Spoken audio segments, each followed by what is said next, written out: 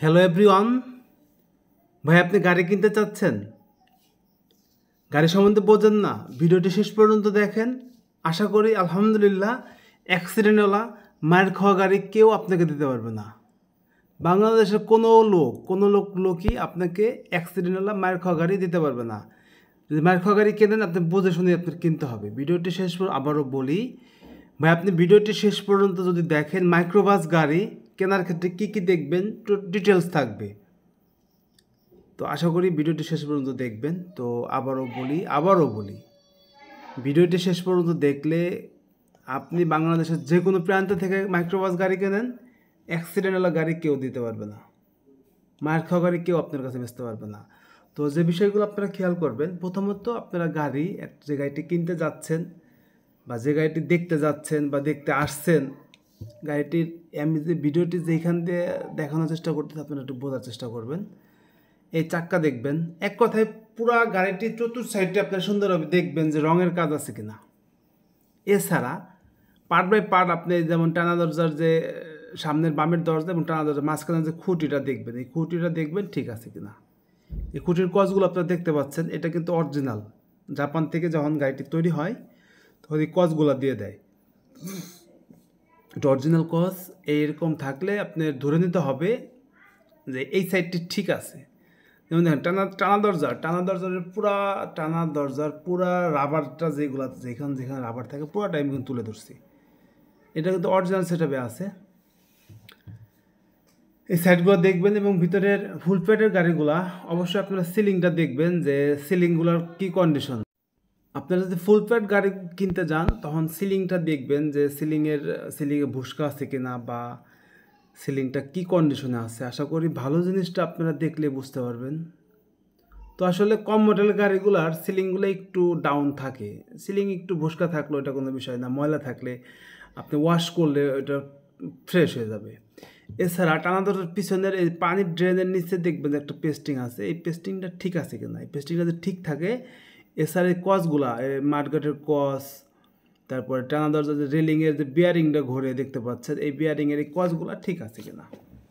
এটা যদি ঠিক থাকে ধরে নেবেন যে এই সাইডটা ঠিক আছে। এছাড়া এই যে দেখতে পাচ্ছেন গ্লাসের স্টিকার, এই গ্লাসটা কিন্তু অরিজিনাল গ্লাসের স্টিকার। এই গ্লাস স্টিকারটা ঠিক থাকলে ধরে নেবেন পিছনে গ্লাসটা অরিজিনাল আছে। এছাড়া দেখেন ছাদের পানির ড্রেনটা দেখেন, এইখানে দেখবেন যে পানির ড্রেনের এই পাশে একটা পেস্টিং আছে। এই পেস্টিংটা ঠিক থাকলে পুরো পানির ড্রেনটা যদি সুন্দর থাকে, অ্যাকুরেট থাকে, তাহলে আপনারা ধরে নেবেন যে ছাদের পানির ড্রেনটা ঠিক আছে। এছাড়া এই পিছনের সাইডটা দেখেন, গ্লাসের স্টিকার দুটোই আমি দেখানোর চেষ্টা করছি। এই গ্লাসের স্টিকারটা কিন্তু অরিজিনাল। আবারও দেখেন ডান সাইডের এই দেখছেন, এই যে একটা কজ বা ভাস্কাটা দেখতে পাচ্ছেন। তো ছাদের এটা ঠিক থাকলে ধরে নেবেন যে ছাদের এই সাইডটা ঠিক আছে। এছাড়া এই গাড়িটা এলপিজি কনভার্সন করা, এলপিজি সিলিন্ডার দেখবেন। এক কথায় গাড়ির A to Z আপনারা দেখার চেষ্টা করবেন, কোথায় কি আছে কি নাই দেখার চেষ্টা করবেন। এই যে পিছনের যে খুঁটিটা, এই পেস্টিংগুলো দেখেন অরিজিনাল। এই যে এখানে একটা এই যে দাগটা আছে এটা অরিজিনাল। এই জায়গাগুলো দেখবেন যে এই জায়গাগুলো যদি এরকম অ্যাকুরেট থাকে তাহলে ধরে নেবেন পিছনের সাইডটা ঠিক আছে, কোনো অ্যাক্সিডেন্ট নাই। এখানে যদি পুটিং থাকে বা অ্যাক্সিডেন্ট থাকলে আপনারা বুঝতে পারবেন, এরকম থাকবে না। তো আমি যে গাড়িটি দেখাচ্ছি এই গাড়িতে কোথাও কোনো অ্যাক্সিডেন্ট হিস্ট্রি নাই, সামনে পিছনে গ্লাস অরিজিনাল সেটআপে আছে। তো আরেকটা পেপার সম্বন্ধে একটু কথা বলি। আপনারা অবশ্যই যার নামে গাড়ি আছে এই পেপারসের সাথে ইঞ্জিন নাম্বার মিল আছে কিনা এটা দেখে নেবেন। এই মাঠঘাটের কোডটা দেখেন, মাঠঘাটের কোডটা কিন্তু একদমই ফ্রেশ, এই অরিজিনাল সেটআপে আছে। দেখেন এই যে ঘাস কাটা যেটা দেখতে পাচ্ছেন, এটা কিন্তু অরিজিনাল সেটআপে আছে। চারটা মাঠঘাটের কোড দেখবেন ঠিক আছে কিনা, পিছনে ব্যাকডালা খুলে খুঁটিগুলো দেখবেন ঠিক আছে কিনা, তারপরে গাড়ির বাম সাইডের পানির ড্রেনটা ঠিক আছে কিনা, তারপরে সামনের বামের দরজা খুলে দেখবেন যে কবজার গোড়াগুলো ঠিক আছে কিনা, তারপরে ডান সাইডে আসবেন, ডান সাইডে পানির ড্রেনের নিচের পেস্টিংটা আছে কিনা দেখবেন। এছাড়া এই যে দেখছেন এই দেন তারপরে এই যে নিচ থেকে আমি তুলে ধরছি এই খুঁটিগুলা ঠিক আছে কিনা, এই রেলিংয়ের ভিতরের অংশটা, এই নিচে দেখবেন সব পানির ড্রেনের নিচের অংশটা খাসকাটা আছে। রিপিটের মতো এই জায়গাগুলো ঠিক আছে কিনা। এটা থাকলে আপনার ধরে নিতে হবে আপনার গাড়ির ডান সাইড বাম সাইডে কোথাও কোনো অ্যাক্সিডেন্ট হিস্ট্রি নাই। এই পাইনালের কোরগুলো দেখবেন, তারপরে এই নিচের যে রেলিং বিয়ারিংটা যেখানে ঘোরে এই জায়গাগুলো ঠিক আছে কিনা দেখবেন। তারপর ড্যাশবোর্ডে কোনো ফাটা আছে কিনা বা এই সিট প্যানেলগুলো ঠিক আছে কিনা দেখবেন। এ টু জেড গাড়িতে যা থাকে সবগুলো দেখার চেষ্টা করবেন। তো অরিজিনাল সেট আপে যেটা থাকে ওটা আপনার দেখলেই বুঝবেন। আর সুপার জেল গাড়িগুলো কিন্তু ওই টানা দরজাগুলো অটো নিয়ে নেয়। তো ভাই গাড়ির এই যে কবজার গুঁড়াগুলো দেখবেন। এছাড়া নিঃসব গাড়িতে সামনের সাইডে কোনো অ্যাক্সিডেন্ট আছে কিনা এটা দেখার জন্যে আপনার বনাটের নিচে, সামনের বনাটের নিচে দুই সাইডে কস থাকে, এই কসটা দেখার চেষ্টা করবেন। তো দেখেন পানির ড্রেনটা আপনারা এরকম দূর থেকে এসে দেখার চেষ্টা করবেন যে ছাদগুলো ঠিক আছে কিনা। তো যদি এই লুকে যদি থাকে আপনি মনে করেন লাইট চেঞ্জ করতে পারবেন, বনার চেঞ্জ করতে। এইখানে থাকে চাসিস নাম্বার, নিশো ভাইদের এইখানে চাসিস নাম্বার থাকে, একটু বোঝার চেষ্টা করেন। এইখানে চাসিস নাম্বার থাকে, এই চাসিস নাম্বার গাড়ির পেপারসের সাথে মিল আছে কিনা এটা অবশ্যই দেখে নেবেন।